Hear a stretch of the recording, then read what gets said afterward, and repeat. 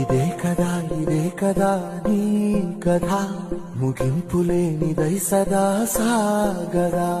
ఇదే కదా నీ కథ ముగింపులేనిదై సదా సాగదా.